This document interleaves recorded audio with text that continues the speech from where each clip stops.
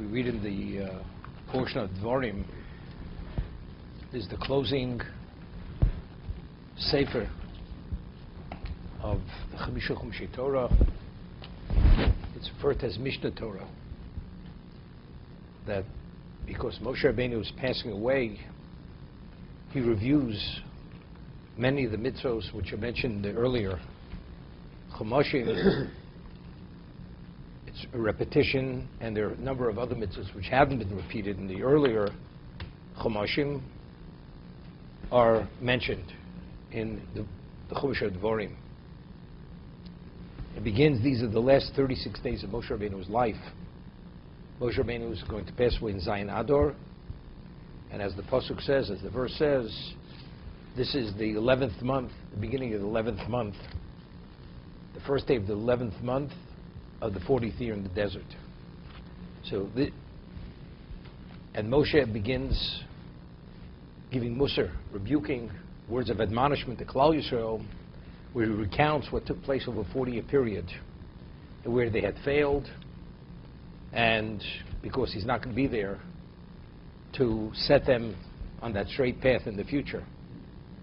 As great as Yeshua was, who was his successor, but he was only a semblance of his teacher, as the Gemara tells us, that Pnei Moshe, Pnei Chamo, Pnei Yeshua, Pnei Levana, as the moon is a reflection of the light of the sun, identically Yeshua was only a semblance of his Rebbe, of his teacher, Moshe Rabbeinu. And the reason why Moshe has to be the one to repeat the mitzvos, with the passing of Moshe, this was what we call the conclusion of the Torah itself, of the written law and the oral law. So therefore, until the last moment of Moshe's life, as we read in the portion of Zos HaBrocha, Moshe Rabbeinu says, I have no permission not to come and not to go.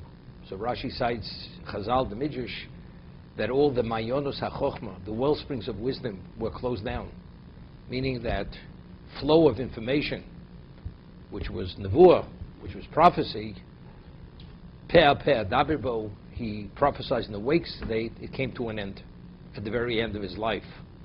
And that was the closing of the Torah Shebechsav and Torah Shebal Peh, the written, the oral law, at that moment. So the last 36 days of his life, before he repeats and reviews many of the mitzvos and introduces a number of other mitzvos, he gives them words of admonishment. The pasuk states, Reishis Chochma Yiras Hashem, the beginning of wisdom is the fear of God. Meaning that for a person to be able to process the mitzvos and the Torah properly, it has to be predicated on Yiras Shamayim, on fear of God. Fear doesn't only mean fear of punishment. Fear means reverence, revering God. And of course, the more advanced the fear, the greater capacity, and the greater the worthiness of the person is that he has relevance to spirituality, to have a relation with God. The Gemara tells us that the repository for Torah, or the gate that protects the Torah, is what? Is Yiras Hashem. As it says, Yiras Hashem Hiotzoro, the Otzer, the storage location for Torah is Yiras Shamayim, is fear of God. Reverence, the more you extol and you revere and you esteem God, the greater God entrusts you with His Torah. So Chaim Voloshin writes in the Nefesh HaChaim, his work in the fourth gate, Shar Dalid, a father has endless amounts of wheat and other assets, and the son comes to the father and says, Father, could you give me so many bushels of wheat? So the father asks the son, I'm happy to give it to you. Where are you going to store it? He says, well, I'll put it in the street. He says, but you put it in the street, the horses, the wagons, they're going to totally destroy it. So what's the point of giving it to you? If a person is Yiras Shamayim, that means he esteems God, he reveres God. The Torah itself is seen and upheld in the most delicate, reverent way. If a person has no Yirah Shamayim, doesn't revere God, doesn't fear God, what happens to the Torah? It becomes disgraced, it becomes denigrated. Therefore, God is not going to trust you with something which is His chemda, which is His lekach tov. He's not giving you His ultimate level of commodity. So Moshe is about to review the Torah. He's about to introduce new mitzvos. What is it predicated on? Elad Devarim. The opening statement, words of admonishment, words of rebuke, that the Jews themselves, this is the new generation. This is the generation which was less than 20 years old when it was decreed that they should perish over a 40-year period. This is the generation that's entering Eretz Yisrael. For them to have the capacity to fully appreciate what Moshe Rabbeinu was going to communicate to them, the repetition, review of mitzvos, and the new mitzvos, that they should have that capacity, one needs the musar, one needs the rebuke, one needs the admonishment. Because that's the prerequisite to have the capacity and the worthiness to be able to receive it and process it as it should be processed. So it begins Elad Devarim. Ela, numerically, is 36. These are the words. It's 36 days before Moshe Rabbeinu is passing away. Asher diber Moshe el kol Yisrael, Be'er Yarden, on the other side of the Jordan, before they crossed, because Moshe Rabbeinu didn't merit to cross the Yarden to go into Eretz Yisrael. Bamidbar, Barovo, and identifies various locations: the desert, the Arova, the plain, Molsuf, opposite, seemingly the Amsuf, Bein Poron, Bein Tofel, between Poron and Tofel, Velovon, V'chatzeres Adizov. So Rashi cites Chazal. The Rabbi Yochanan states he traversed all the psukim in the Torah, in prophets, in scripture. There's no such location as Lovon. So all these words are really allusions to various things which took place in the past. Failings, setbacks, which took place over 40 years. Rashi cites Chazal, Omer Rabbi Yochanan, Chazan al Kol HaMikra. He said he's reviewed all the text. There's no such location as Tofel and Lovon. It's because he rebuked them over issues that they took the mun, they treated it, they questioned its value. They belittled the mun. Our souls are disgusted with this wafer-like light bread. While Masha'osu b'midbar b'poron ayidei meraglim alludes to the incident of the spies.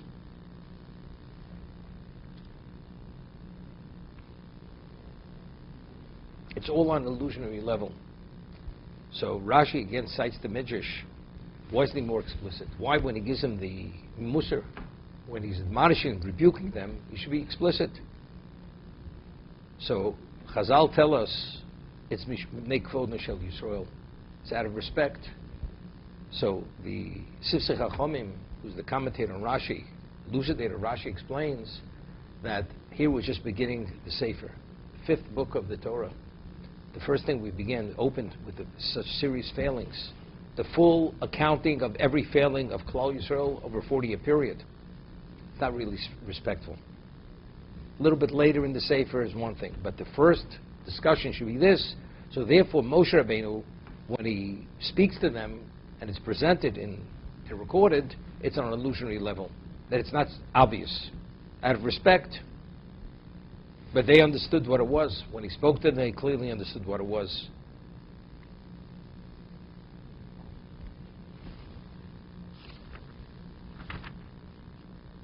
Over here, the Ramban writes in his commentary, HaSefer Hazeh Inyono Yodua Shu Mishnah Torah. He says this book, its subject matter is known, and it's a repetition of the Torah. It's a review of the Torah, Mishnah Torah. Yivar bo Moshe Rabbeinu ledor hanichnas b'oretz rov mitzvos hatzrichos Yisrael.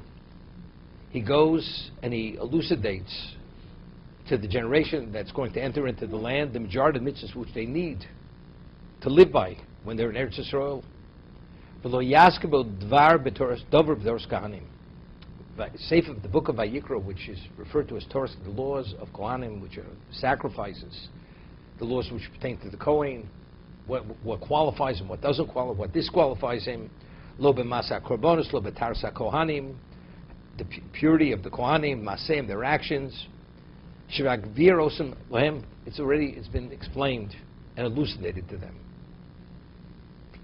Don't you repeat it? If you're repeating the laws which pertain to all Jews, repeat the laws which pertain specifically to the Kohanim. V'ha-Kohanim zrizim heim.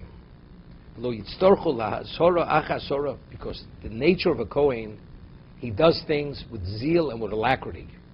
And a person who does things with zeal and alacrity, you don't have to repeat things for him. As they say, he gets it the first time.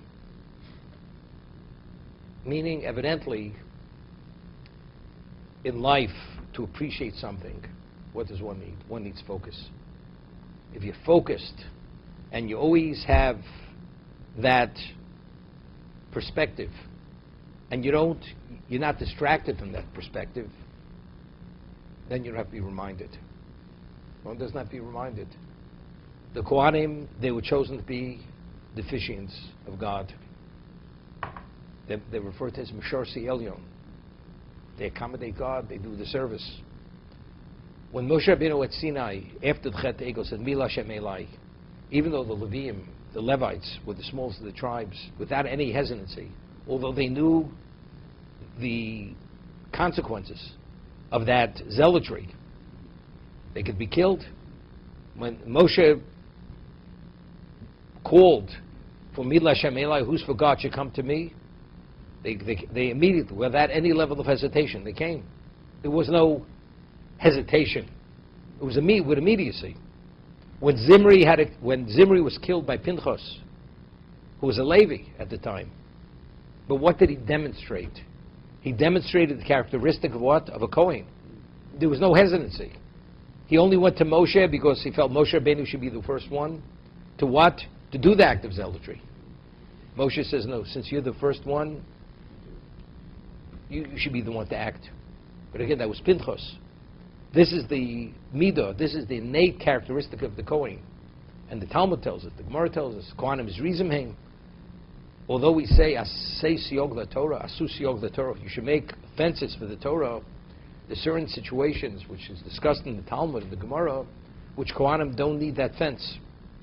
Because they have this inborn characteristic, they do things with alacrity. There's no hesitation.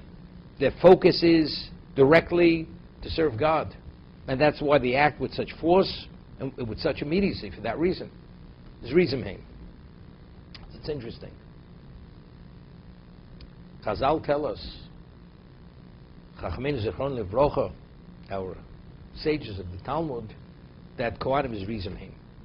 Kohanim, when they do the service, they do it with alacrity, with zeal. And therefore it's not necessary. So very often there's a question, is it their evaluation? Or somehow they were able to draw this from a certain location.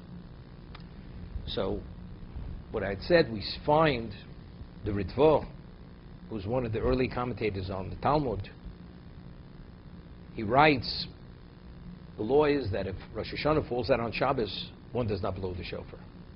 Why does one not blow the shofar? Because Chazal explain, because there's a concern if the person is not really adept and proficient blowing the shofar, he may take the shofar, transport it 4 cubits in public domain, which is a Torah violation, to take it to a chocham, a person who's an expert, to teach him how to blow the shofar.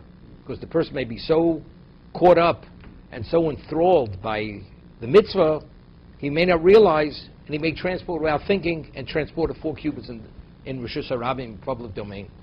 Therefore, Chazal established a fence that said, if Rosh Hashanah falls out on Shabbos, one does not blow the shofar. Because of this concern, somebody may end up transporting the shofar to be taught how to blow the shofar. So you would say, how do we know this? How do we know this? So you'd say, well, it's an evaluation. Chazal, they evaluated the possibility and the likelihood, therefore there's this concern. So the Ritva writes, there's such a thing we find in the Torah, it's referred to as asmachto. Asmachto. It's a verse in the Torah And the word is used as a reliance. And most times it's sort of Ritvokos to explain it's misunderstood. For instance, there's an argument between the Rambam, Maimonides and Nachmanides, and Ramban, whether the obligation to pray, is it a rabbinic obligation? We're talking about tefillah. The Amidah, is it rabbinic or is it a Torah obligation? Now, what is the verse which is cited by the Talmud, which indicates that one has an obligation to say the Amidah once in 24 hours? It says, you should serve God with all your hearts. With your hearts. So the Talmud says, what's the service of the heart? Tefillah. That is the basis.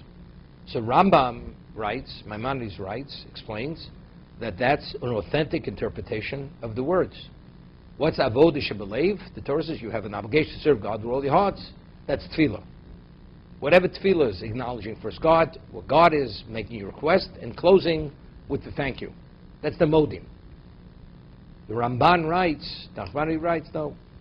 On a Torah level, there is no obligation. That the Talmud draws from these words, the Gemara draws from these words that there's an obligation to pray, that's only asmach b'alma.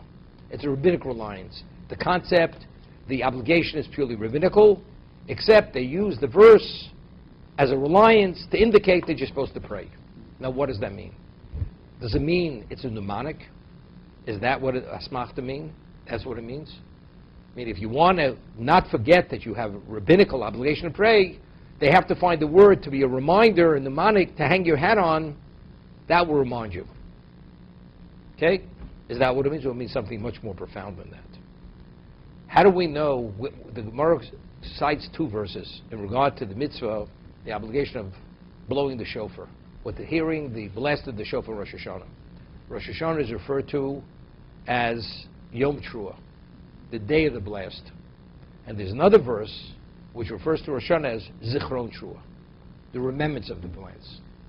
So the Talmud asks, the Gemara asks, is it the day of the blast or is it the remembrance of the blast?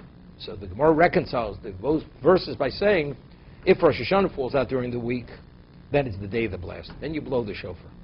But if it falls out on Shabbos, then it's only the remembrance of the blast. We say verses which refer to the shofar, but in actual we don't blow the shofar. Why? Because there's a concern that you may transport the shofar in public domain 4 cubits. Therefore, that's zichron. It's only remembrance of the blast. So the Ritva writes, maybe you would say, Chazal understood the vulnerability of forgetting and not being sufficiently focused. Person may be enthused, enthralled by the obligation, and he may transport it. Therefore, we use zichron trua as a mnemonic. So he says that's not the correct understanding. He says when the Torah writes zichron trua, the Torah, it's the equivalent of a red flag. The Torah is alerting you that there is this flaw in every human being, that when he feels he has a certain level of obligation, he may have that momentary lapse of cognizance, and he may transport. Now, all rabbinic laws are endorsed by the Torah. That the Chazal, the rabbis, are vested with the power to enact, promulgate, legislate laws, that's on a Torah level. You should not deviate from what they direct you. You have to follow what they legislate. But why are they legislating defense in this particular area? Because the Torah itself is alerting us that there's such a thing as zichron trua. On a Torah level, of course, you blow the shofar Rosh Hashanah. That falls out on Shabbos. But they're alerting us that Shabbos is a day that has relevance only to the zichron. It's up to Chazal to choose, do they act and legislate defense or don't they? So it's not they had a concern and we use the word as a mnemonic, but rather the concern is alluded through the verse by the Torah saying zichron trua. It's a remembrance of the blast. As a result of that, we know that this is a shortcoming in the human being. This is a blind spot. There may be this lapse, and if there's this lapse, Shabbos could be desecrated. So it's not they had the understanding, but rather everything emanates from the text itself, from the Torah itself. And the Ritva writes, and a person who does not believe this is the understanding of Asmachto, Ein lo chelu b'Torah Moshe Rabbeinu. He's considered, classified as a heretic. That's how strongly he speaks. So now, the Torah says, L'ovdo b'chol levavchem. You should serve God with all your heart. It's a mnemonic. You'd say, well, it makes sense to serve God. And you know something? To remember that it's the right thing, although it's purely rabbinic, we found a pasuk. No. L'ovdo b'chol levavchem says it's something very valuable, although it may not be an obligation.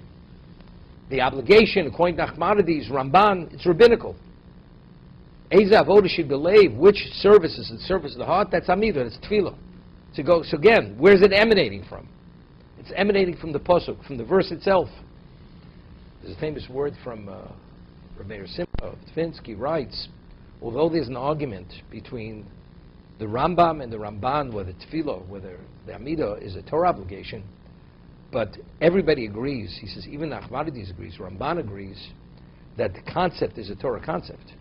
You may not be obligated to pray, but when you pray as you should pray, actually it opens all the channels.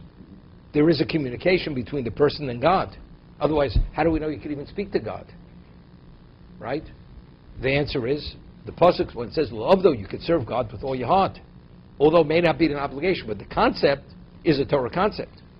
So again, even according to Ramban, the verse itself is alerting you and making you aware that you can't speak to God. There is such a thing as service of the heart, which is tefillah.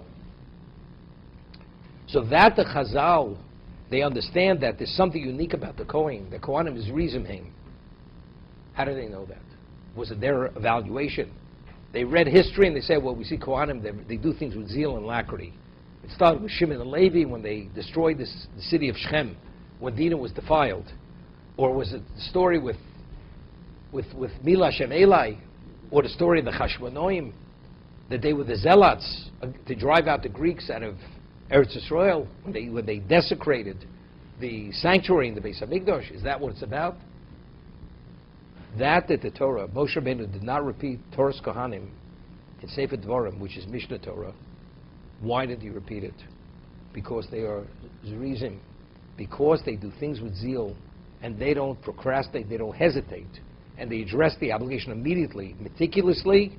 That reveals that the characteristic of the Kohen is Zoris. He's a person who does things with zeal and alacrity. So it's their evaluation. Everything is extrapolated from the Torah itself. That Moshe Rabbeinu did not repeat Torah's Kohanim confirms and establishes Kohanim's Rizimim. The Kohanim, that is the essence of who they are.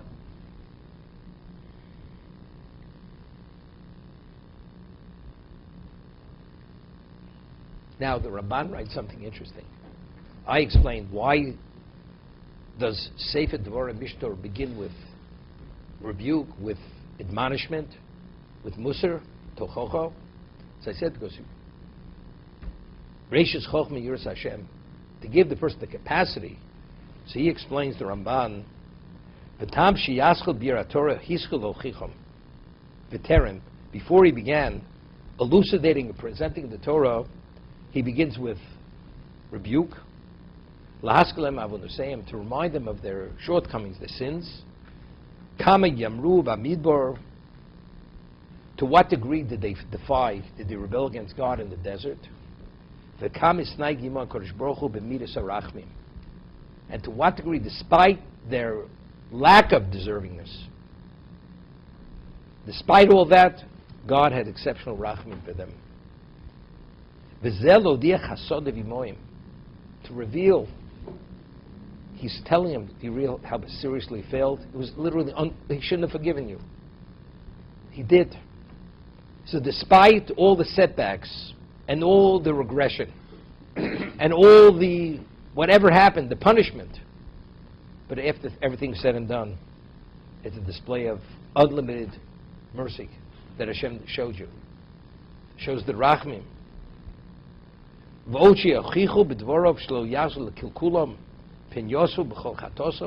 In addition, to make them aware that there's a consequence to every action. As you sinned in the past, and the consequence of that was you were held back, and you were seriously obstructed, you do the same thing, it's going to repeat. History repeats itself. Baudia lechazik libam, and to strengthen them. Baudia osam ki midas harachmi snag gimam lolam. The God who always, the midas harachmi is always in place. Therefore, a Jew never should despair. Never. As in the past, despite all the serious strain on the relationship, ultimately Hashem came through with the midas harachmim. The attribute of mercy is always there. As much as Satan prosecutes, and he allows his head to be reared, which activates the attribute of justice, but how long does it last? Relative is for a moment. That's all it is. But what overtakes the relationship? Midas harachmim. That always comes back into play. You know, it's interesting. Talk about the Holocaust. 6 million Jews murdered by the Nazis. All the Torah centers in Europe decimated. The Svarim, Sifrei Torah, burnt, desecrated, destroyed, everything in the most vicious way. What happened afterwards? Said it's midas adin, no question. It's the attribute of justice. Such an overwhelming midas harachmim. The Jews were able to come, reestablish all the Torah centers, reestablish their communities, all the education, everything, to a degree, at least on a quantitative level. And in terms of families, numbers of Jews that are born, and so on and so forth. This is not to be imagined, the level of rachman. But after such midas adin, is it possible to believe that you'll see the light at the end of the tunnel? But that was the platinum lining in that dark cloud. Ultimately, Hashem will not allow it. He always displays the rachmim, even more forcefully. I think the Chofetz Chaim said this. In the 1600s, there was a Tartar. His name was Kalatsky, Yimach Shmo Zichro. He was the equivalent of Hitler. He destroyed most of Eastern Europe, plundered and wiped out all the Jewish communities in Eastern Europe. Kalatsky. And after he did this, there was such a resurgence of Torah. The greatest Torah sages came into being. Reb Kiva Eger, all the great Torah sages in the 17th, the Vilna Gaon, the Tzos HaChoshen, the Nesiv Samishpot, I mean the greatest. All of them, what happened? You know, after such a setback, the greatest Torah sages were murdered, were killed by this Tartar. You know, Hashem says enough. There's going to be a new resurgence of Torah. That's midas harachmim. There's always the midas harachmim. But if you don't see it soon enough, chas v'sholom, God forbid, you despair. Hashem says, never despair. Midas harachmim is always there, and that's l'chazik libam, to strengthen the hearts. How can we survive this? There's nobody perfect. Immediately God's going to rain in on us. Moshe Rabbeinu is making it known to them, is informing them. Hashem is overwhelming with midas with the attribute of rachmim. Ka'aslicha v'amechilo mimenu yizborach. Forgiveness at many levels is actually an assistance and a support for people to serve Him. Knowing that. As David says in Tehillim,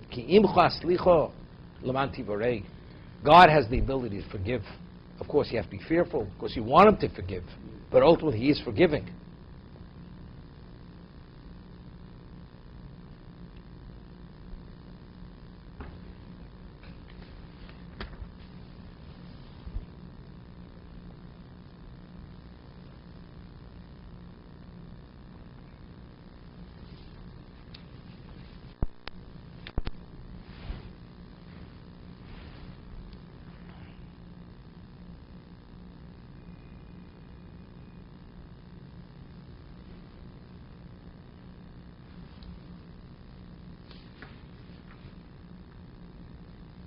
Over here, we find that Moshe Rabbeinu only rebuked Klal Yisrael right before he passed away. During the 40-year period, he did not rebuke them. So Rashi says, Chazal, it says, Vayi barboim shana b'ashtei oseh chodesh b'echad l'chodesh. It was the 40th year, the 11th year, the first day of the 11th month. Malamej lo ichichon el somuch lemisa. He only rebuked him right before he was about to pass away. It was the last 36 days of his life. Mimi lomad. From who did he learn this? Miyakov. Shlo uchiach esbonav el somuch lemisa.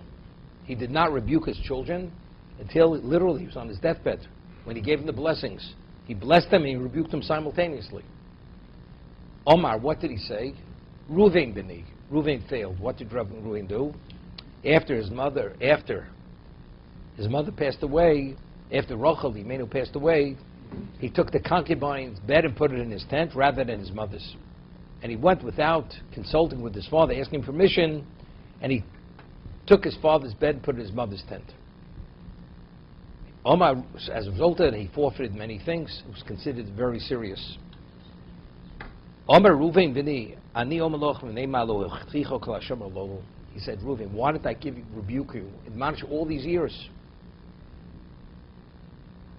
This happened in Canaan when he was young. Kadesh lo tenecheni, because I'm concerned that if I would have, you would have left me. V'teilach v'sidbak be'esav ochi. You would have gone and attached yourself to Esav, my brother. Therefore, I was concerned by giving you musar, by giving you rebuke, you would have been devastated, and as a result of that devastation, you would have gone and attached yourself to Esav. Now let's understand it. A person, Ruvain, he's the Bechor. He's Yaakov's firstborn. If his father rebukes him, he's going to worse than the devil. He's going to Esav. He's giving it all up. He's become a heretic. Esav said, "Les din v'les dayan." There's no judgment. There's no judge. Is that where he's going? How do we understand it? But Yaakov was concerned. Now, factually, when Yosef was sold into slavery, Reuven was not there. Right? He originally said, "Put him in the pit," and he comes back. He finds he's no longer in the pit. Where was he? So Rashi cites two interpretations. Either was that day to serve his father, that's why he was there, or he was preoccupied with doing tshuva, with his sackcloth and his fasting. That's what he was preoccupied. He was consumed with tshuva, with repentance, sackcloth and fasting. So what did he need rebuke? Why did he need rebuke? Seemingly, he fully embraced the wrong they understood. He embraced the failing, and he tried to make amends. So what did he need rebuke for? Evidently, somehow he was sensitized to his failing.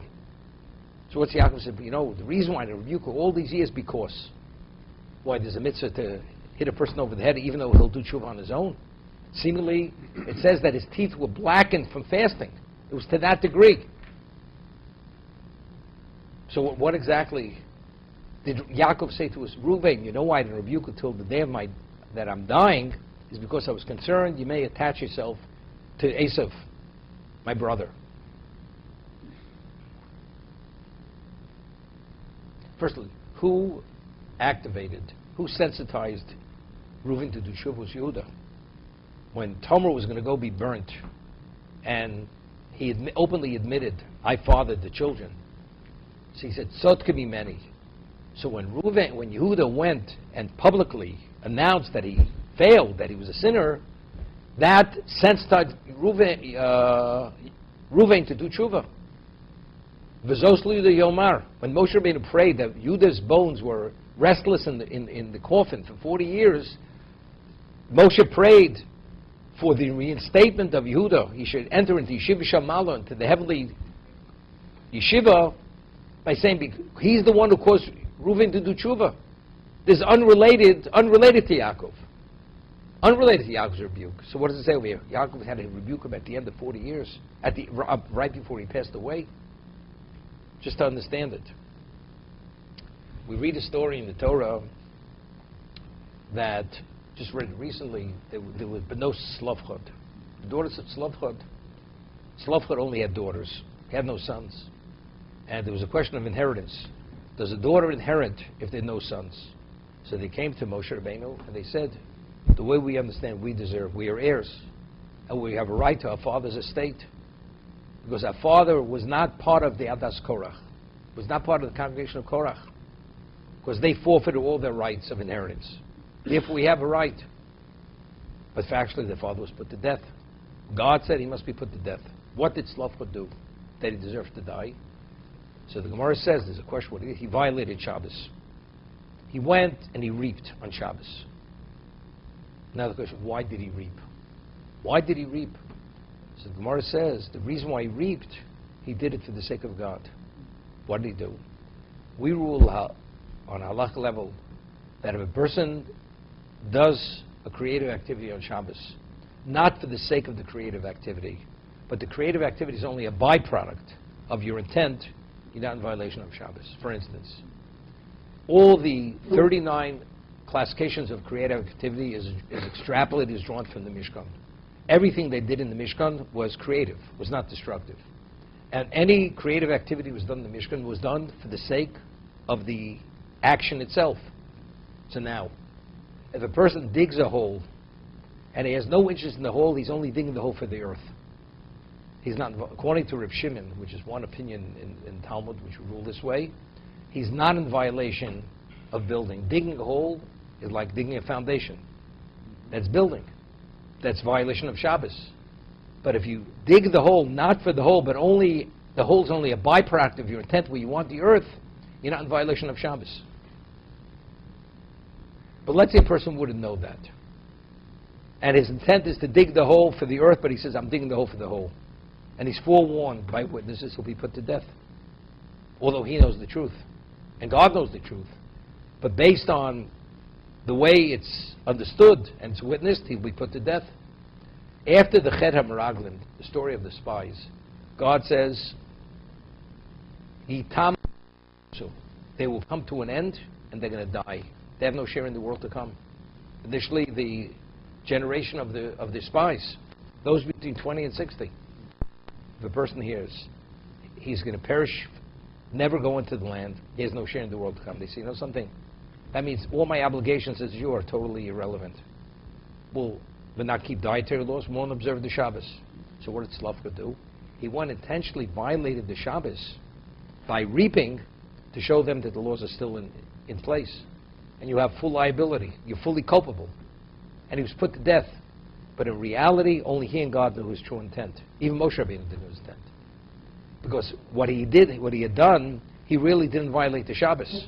Because why did he reap? He didn't reap because he wanted the wood. He reaped to teach the lesson that the laws are still in effect. So if that's the case, the malacha, the creative activity, reaping is only a byproduct of his intent. So in fact, he was a tzaddik. He was willing to die for the sake of Klal Yisrael. That's the idea. Because the Jews themselves felt totally disenfranchised, and they were depressed, and they would have totally violated Torah. Now, because Reuven switched the bed of his father into the tent of his mother, Leah, what did he forfeit? Being the Bechor, the firstborn, he was meant to be the Kohen. He was meant to be the king. He had every right and level of distinction which he forfeited because he was impulsive. If a person is told, you know something, because of your impulsive behavior, you're disenfranchised. You've been reduced to nothing. What does a person feel? So what's my worth? What's my value? Nothing. You know something? I'm out the door. I'm going to join with Esav. We're not talking about understanding the nature of his sin. Of course he understood that. That Yehuda already, when Yehuda publicly admitted that he fathered the children, that alerted Reuven, he has to he did tshuva. Sackcloth, fasting, remorse to the depths of his being. There's not a question. But Yaakov said a lot more than that. Pachas kamayim, like you're like flowing water, the impulsivity that you have. Therefore you're not qualified to be the king for leadership. And you're not qualified to be the Kohen, to be officiant. That's what he told them right before he died. If he would have told them it earlier, so what am I, what's my worth? I have no worth. That's what we're talking about. We're not talking about just making a person aware that he has to do tshuva.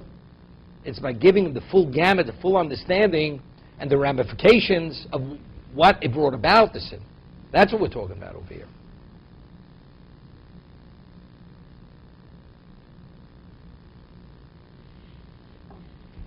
Factually, because of what happened during all the various 10 times they sinned in the desert, that was one of the reasons why Moshe Rabbeinu didn't go into Eretz Yisrael. Why didn't they have that more advanced level of leadership? Because they themselves weren't at that level. They weren't at that level. As the Orach Chaim HaKadosh says, if Moshe Rabbeinu, anything Moshe Rabbeinu was involved in remained eternally. The Mishkan was forever.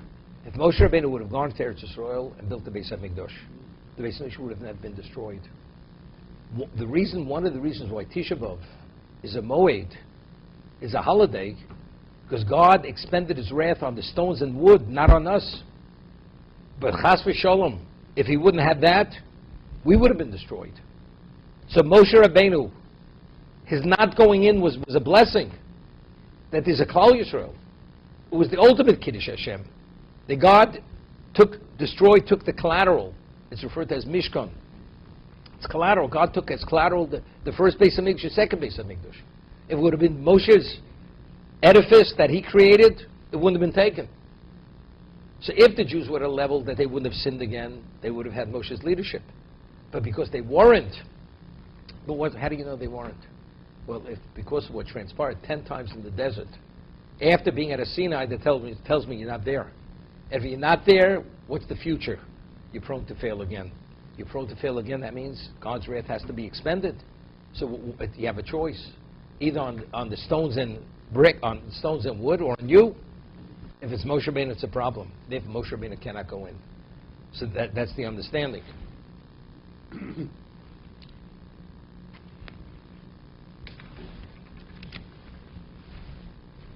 Over here, the Orach Chaim HaKadosh, he explains all the various locations on an illusionary level, and it all has to do with Torah.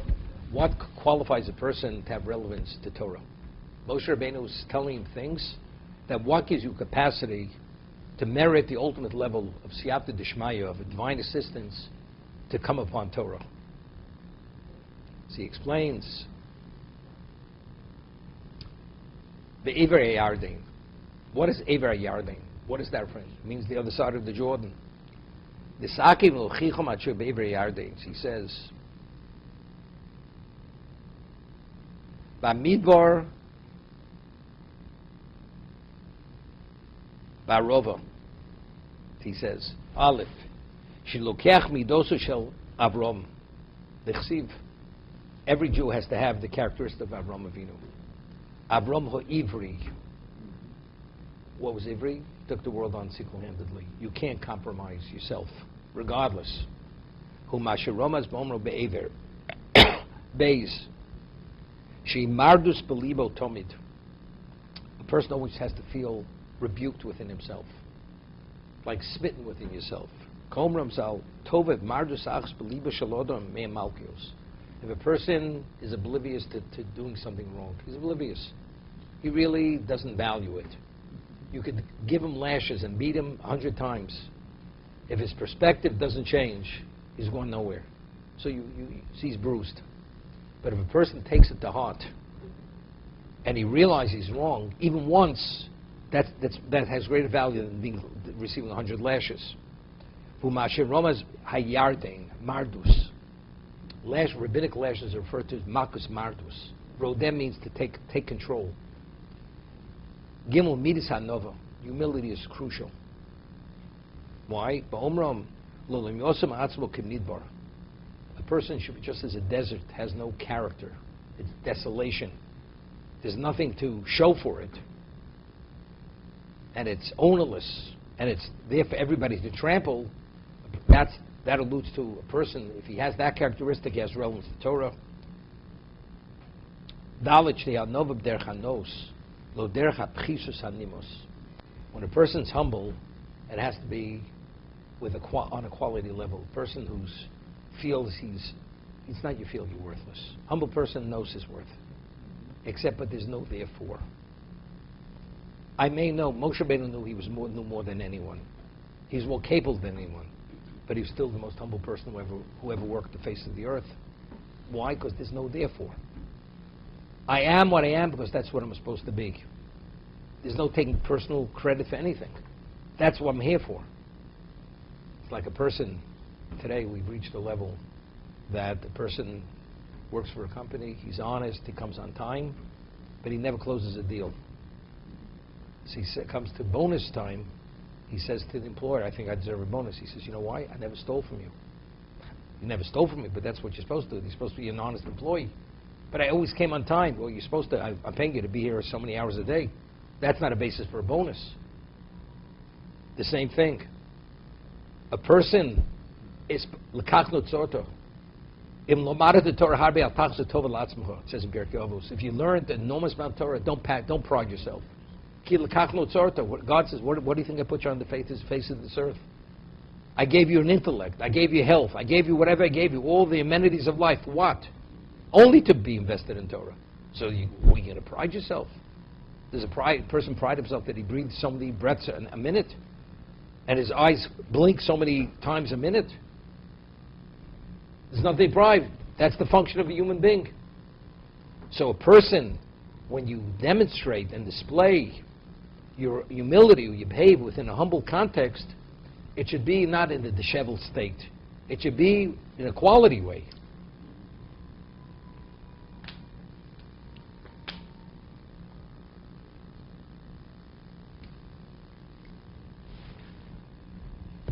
Hey, the fifth characteristic. He quotes the Mishnah Pika. Histakel b'shoshet Devarim, and you will not sin. You consider three things you'll never sin. From where do you come, where you're going, before who you will stand. Lo nata holech. Where are you going, before who will you give a reckoning. Shuv yom echad. You should do tshuva the day before you die. Upirshu shom shakavodu sheyasker tomid yom hamuso. Person always should realize in a moment you could be taken. So as a result of that, you never know when your last moment is. So a person will do tshuva continuously throughout his life. Shekol yom huzman v'ula miso. Humasharomas mul suf. You should be facing the end. Sof. You should always see yourself, you're at the very end. So if you see yourself at the very end, one will always be in a state of what? Of tshuva. Vov maimer chasidim. A porush, a person who's an aesthetic, a person who separates himself from physicality. Tzolosu b'fonov, it's the words of the Chovos Levavos, duties of the heart. There's always a smile or a glow on his face, but dagaso b'avlo b'libo, but there's always a worry in his heart. Maybe he didn't perform well enough. Outwardly, you're ecstatic. You feel privileged that you're a Jew. You have privilege for whatever you did. But simultaneously, did I really do it well enough? V'mashiromas, bein poron, bein tofel.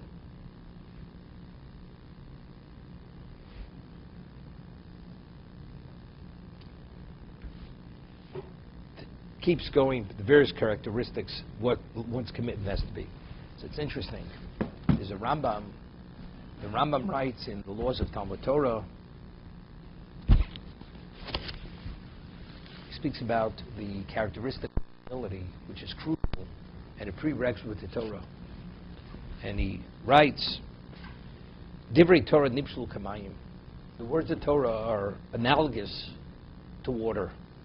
Shenemar quotes a verse from the prophets, from the Novi, Hoi kol tzomeh l'chul hamayim.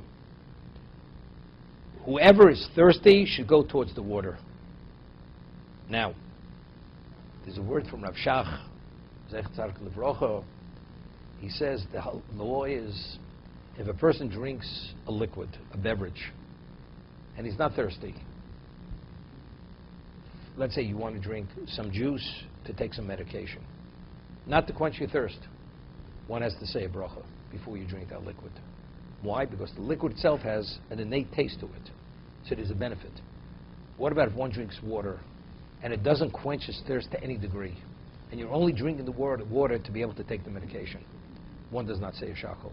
One does not. It does not be predicated on the bracha, because the value of water is to quench your thirst, and if it doesn't have that effect, it's not considered. You're not benefiting. But any other beverage which has a taste, whatever the taste is, as long as it's potable, you have to say a bracha because there's a benefit. So he said, the Navi says, "Hoi kol tzomei l'chul hamayim." The thirsty one should go to water, and water is Torah. Why the thirsty one? If Torah is water, go study Torah, which is the equivalent of water. So you see that the only time Torah resonates and affects a person, you have to have some degree of interest in studying it. If there's no interest whatsoever to study it, it's like water, it has no value. So therefore, it's thirsty, go to the water. So what I said was, the Rambam writes that a father, based on the psukim, on verses, a father has an obligation to teach his son Torah. A grandfather has an obligation to teach his son Torah. Then he writes, Kol chochem v'chochem b'Yisrael, every person who's a chochem has Torah knowledge, chayov l'lamid es hatalmidim. He has an obligation to teach the students. So this is an obvious question. You're a student after you've been taught. Not prior to you taught. You only become the students once you are taught. So what do you mean? A chochem, kol chochem, has an obligation to teach the talmidim. You're not a student yet. So what does the Rambam mean? Es hatalmidim. So what I explained to Rambam saying that a chochem only has, a person who's a Talmud chochem, a Torah, a person who's knowledgeable in Torah only has an obligation to teach the student if he has an interest in teaching. If you have an interest in being a student, then I must teach you. But if you have no interest in being a student, I have no question, why not? The answer is because if you have no interest, I'm not teaching you Torah. Because Torah is like water. And water only has value if there's some interest. There has to be some degree of interest. If there's no interest, I have no obligation to teach you. That's what he's writing. Lo maloch. Mamayim einem skatsim b'mokom madron. Water does not gather on an incline, on an elevated location. El nischolim me'olav. It flows off it. Umiskapsim b'mokom ashboren. And it gathers in a lower location. Kach divrei Torah inim tzoyim begasi aruach v'lo belev kol gova lev. Not a person who has an inflated spirit and a person who has lifted heart. Ela bedaki ushval ruach. A person who's broken and low-spirited. Shemis avik ba'afar raglei chachomim, which it says in Pirkei Avos. You should roll in the dust of the Torah sages. Now, so I asked the question, seemingly, David HaMelech says, Pirkei Avos says, Ezel Chocham, who's a wise man? Halomi Nikol Adam. That you're willing to learn from anyone. And it cites a pasuk, a verse from David HaMelech, from Tehillim, B'kol Melamdei Hiskalti. From all those who teach me, I became wiser. I became more intelligent. I had greater understanding. There's certain people, they have a desire for knowledge. Where do you see knowledge is? If you're willing to roll in the dust of the Chachamim, that's the indication of humility. I'll give you an example. A person is a student of physics. And he has the opportunity to study, to be mentored by Einstein. But Einstein says, there are no seats in the classroom any longer. You're going to have to sit under my desk and my feet are going to be on top of your head when you hear the lecture. You want to know something? To learn from Einstein, it's worth it. Because if you have that desire to be mentored by the greatest physicist, it's worth it. That's not misavik b'afar ragleim. So how does that show humility? The person has a desire, he's willing to do anything to acquire that quality of knowledge. How does that show humility? The man could be pompous, self-centered, egocentric, everything. But I want to be the greatest physicist. I'm willing to do anything for that. So what's the proof that you're misavik b'afar ragleim? Because you're willing to roll in the dust at their feet? So what I said was, the Rambam is not finished. You're willing, the person will roll in the dust of their feet, u'meisir ha'taivos, v'tanugi azmam libo. He's willing to remove the desires and all the pleasures of the time of his life from his heart.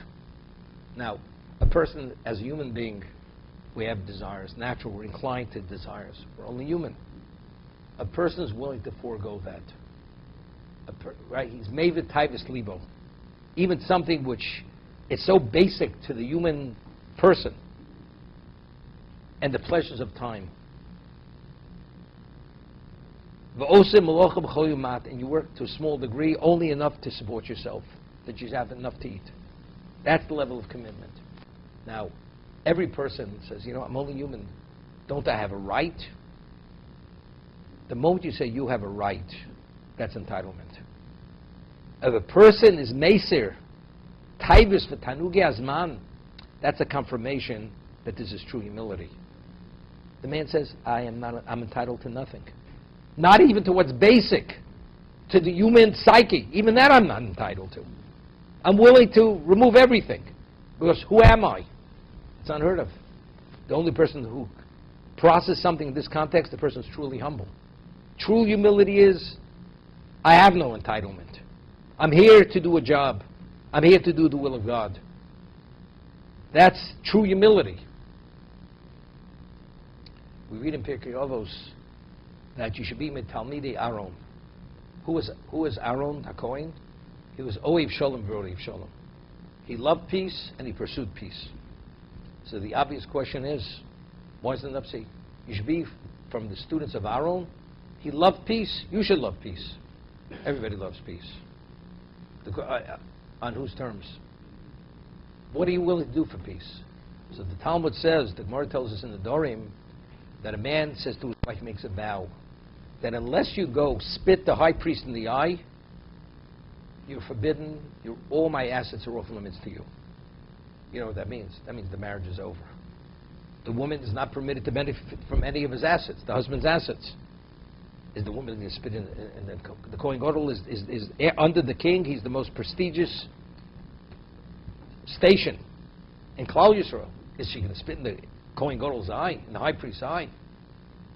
Aaron becomes aware of this, what happened. He understands. Unless he intervenes, the marriage is over. So he goes to the wife, he says, something, I have a certain eye ailment. The doctor says the only thing that will heal it, I need fresh saliva. That's come straight out of your mouth, straight into my eye. Could you please spit in my eye? You understand? That's Rodev Shalom. Rodev Shalom, meaning everybody loves peace. What are you willing to do? What are you willing to sacrifice? The sacrifice is the qualifier that you truly love peace. I'm willing to roll in the dust of the greatest scholars' feet, to drink of their well springs. Sure. Why you drink from well springs? Because you want to be whatever. You have your own ulterior motive. You have your own ego that you're stroking. You want to flex your own muscle. But if a person is willing to be Mesa Tavas Libo Tanuge Azman, the desires of his heart and all the pleasures of life, and say, it's all meaningless to me, what does that say? I have no entitlement. I'm entitled to nothing. That's true humility. If a person is able to understand that he has no rights, no entitlement, it's a privilege. When a person says, we say every morning, Ashreinu matov chalkeinu ma'anor golenu. We say how fortunate we are, our lot, our portion. And we say, Oleilu shabeach ladon hakol. Right? We give praise. He didn't make us as he made the nations of the world. Our lot is not their lot. We give thanks to you that you're our God. We give thanks. What are we giving thanks for? Not because of the miracles, that you're our God. You chose us over all the nations of the world. What does that mean? But that comes with a heavy, heavy price. That means you're dedicated. Every aspect of your life is bound to God. We give thanks for you. We give thanks to you for that. If you really appreciate and understand what you're saying, it's the ultimate level of negation to God. To be able to say, I give thanks despite the cost factor. It's like L'havdol Elef Havdolos, to differentiate between pure and ordinary. Only ordinary. A person says, I'm willing to pay anything for. Because the profits I'll make in a year now will be multiples of what I paid for it. If a person understands, but you're giving away everything. You don't understand. I'm giving away. This is the old. L'havdol Elef of those. Every aspect of your life is bound up with. But who is it bound up with? Shatohu Hashem Elokeinu. This is the ultimate thanks. But you have to appreciate that, what that is. We're going to read in the Haftorah on Tisha B'Av. The Navi says, Al Yisrael Chochem Chochmoso. The wise man should not pride himself in his what? In his wisdom. And the rich man in his wealth. And the strong in his power. What should you pride yourself? Yodosi. That you know me. That's what you have to pride yourself. That's the ultimate. But if you know me, you're bound. But that's the ultimate.